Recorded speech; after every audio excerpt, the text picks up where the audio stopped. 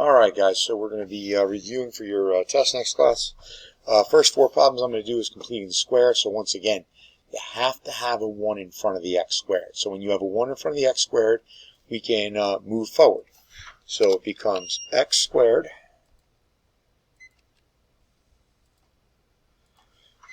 plus 8x equals 20. We move the 20 over. And then it becomes x squared. And we do half the middle term and square it.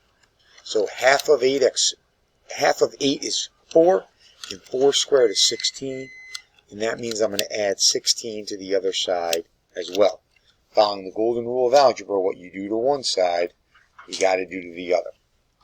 Now we factor what's left. It's always going to be half the middle term with its sign. So in that case, we have x plus 4 squared equals 36. And then we're going to take that same statement right here, copy it, paste it, okay, and now we're going to take the square root of both sides. So square root, and when we're done, we get x plus 4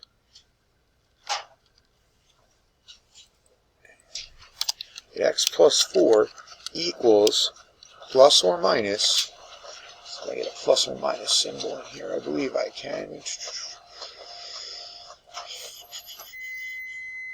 There we go. Plus or minus 6. And then x equals 4 plus or minus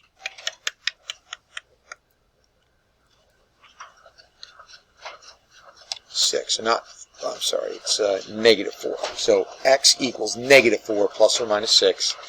Negative 4 plus 6 is 2. Negative 4 minus 6 is a negative 10. And those are my 2 answers. Now here, we're going to have to make this a little bit smaller so we can fit it. We'll make it, okay, we have to divide everything by 2. So what I'm going to do here is I'm going to divide each term by 2. I'm going to put my 4 2's out there. Each one gets divided by 2 before I can complete the square. Alright, so this is a necessary first step when there's not a 1 in front of the x squared. So this now becomes x squared minus 6x plus 14 equals 0. Now I'm going to subtract the 14 to the other side. Minus 6x equals a negative 14. Half of negative 6 is negative 3. And negative 3 squared is a positive 9. So we add 9 to both sides. And then we factor. It's always half the middle term with its sign. So x minus 3 squared equals a negative 5. I'm going to copy this line right here.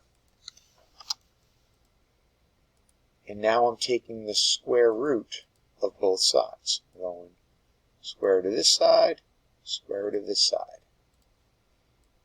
And from there, we get x minus 3 equals a plus minus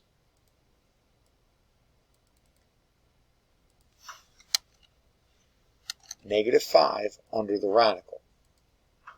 And now I need to simplify that radical. So it becomes x minus 3 equals that plus minus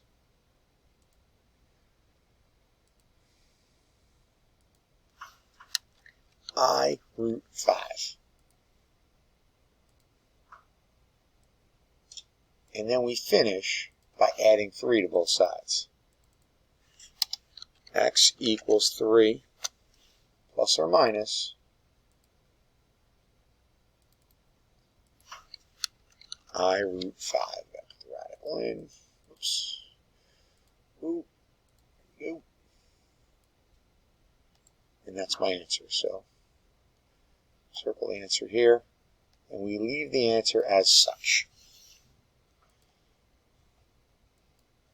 Here, we got to divide everything by 5. Right, because we have to have that 1 in front of our x squared before I can move forward. So we divide everything by 5 here. And we get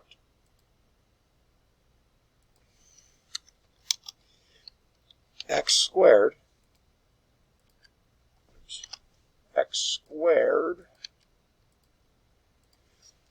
minus 10x plus 2 equals 0. And right away we add the constant over. It's minus 10x equals a negative 2. Half of negative 10 is negative 5. Negative 5 squared is going to be 25.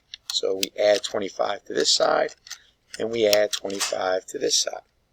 When I factor, I get x minus 5 squared, quantity squared there, and it equals 23. Now I like to copy this statement over. I don't necessarily need to, but I like to copy it when I demonstrate it. Now we're taking the square root of both sides. And that leaves me with x minus 5 equals the square root of 23. And it should be, in fact, let's make this more correct here. Let's, if I can move this over, and what I can put right away there is the plus minus sign. So it should be this plus minus sign. Let's see if I can. Yep.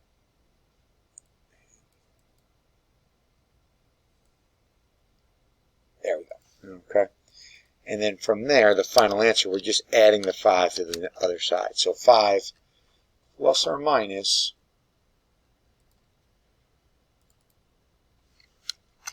the square root of 23, and let me add the radical sign in there, and that's our answer.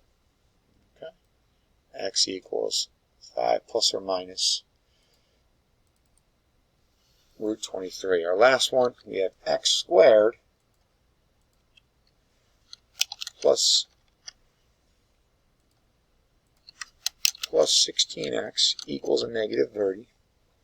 Let's make all this a little bit smaller so we can all fit it. Alright, half of 16 is 8. So plus 16x, half of 16 is 8. 8 squared is 64, equals a negative 30 plus 64. And when we factor, we get x plus 8 squared, and that equals 34. Now I'm going to clone it.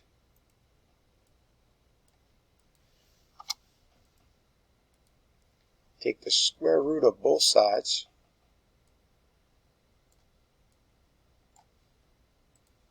Now it's x plus 8 equals plus or minus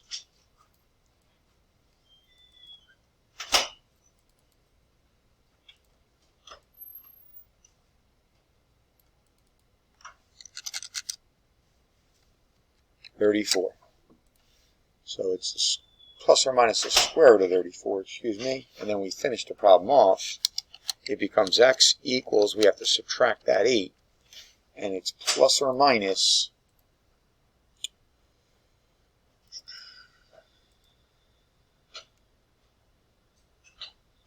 root 34. 34 in, put the radical in there, and that is our answer.